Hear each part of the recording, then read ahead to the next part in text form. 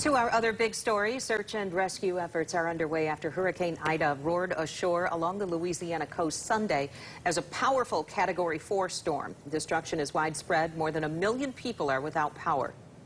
So far, one person is confirmed dead, but officials warn that the death toll is expected to climb now as search and rescue teams reach the hardest hit areas. You will hear from a local relief worker headed south in just moments. First, Liz McLaughlin shows us the scene in New Orleans. A massive search and rescue operation is underway a day after Hurricane Ida slammed into the coast of Louisiana. I think the damage is catastrophic. It's the worst that I've seen in the 20 years that I've been in the parish, and we've seen several hurricanes. The deadly Category 4 storm packing 150-mile-per-hour sustained winds and dangerous storm surge. It was pretty scary. It was pretty scary. Across the strike zone, the damage is massive. Residents describing the chaos as trees crashed into homes. And I really didn't have any time to react. And, just the ceiling came crashing down. Those in low-lying areas retreating to upper floors and attics to escape the rising water. Then it just progressively got worse till it was ankles, knees, almost chest level. So we just put the dogs on the counters and then we climbed into the attic. Making a bad situation worse. Ida's destructive wind and rain hovered over the state. Not only was this a Category 4 storm, but it stayed a Category 4 storm for hours over southern parts of Louisiana. In New Orleans, a sudden rush of water stranding people in their vehicles overnight as rescuers rushed in. Man, it was hectic. They had people crying, you had people fainting out there. Some people just haven't seen nothing like that before. Dangerous and destructive. Ida's impact being felt across the region. When night falls here, it will be a dark city. The entirety of New Orleans without power, half the state, and more than 1 million customers. And it's unclear when power will be restored. 25,000 workers from 32 states are being deployed to restore that power.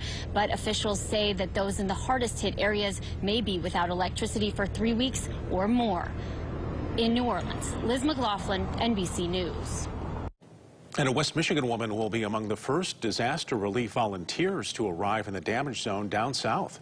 News 8's Kyle Mitchell spoke with her as she boarded a plane in Grand Rapids. Kyle? Sue and Brian, the volunteer is part of a group from the Michigan Red Cross that is already heading down to the region. She expects a big need for relief supplies. With Hurricane Ida carving a path of devastation through the Gulf.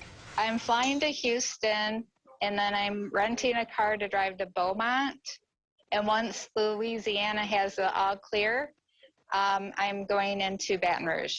Karen Neeb is a trained volunteer with the American Red Cross of West Michigan. Her expertise will be crucial to getting supplies to where they're needed the most. To the people that are still in their homes, we provide them with the comfort kits and water and food. Neeb is an experienced relief worker who has seen the destruction hurricanes can cause and knows the impact her work can have. Actually, the first hurricane that I volunteered for, I was able to drive a box truck with supplies out into the neighborhoods that had been hit, which it always seems to be the poorest areas that get hit the hardest. Her expertise as a logistics warehouse supervisor will be crucial in getting people what they need, especially with massive power outages expected to linger. Before the storm, they were trying to stock up on snacks and the shelves were empty already. So we're going to be playing some catch up this week.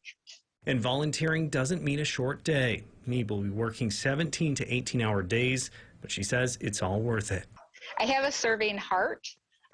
So anytime I can help somebody, I will do what I can, no matter the cost. The Grand Rapids Salvation Army says it is prepared to send volunteers if they're needed to support the organization's recovery efforts already underway.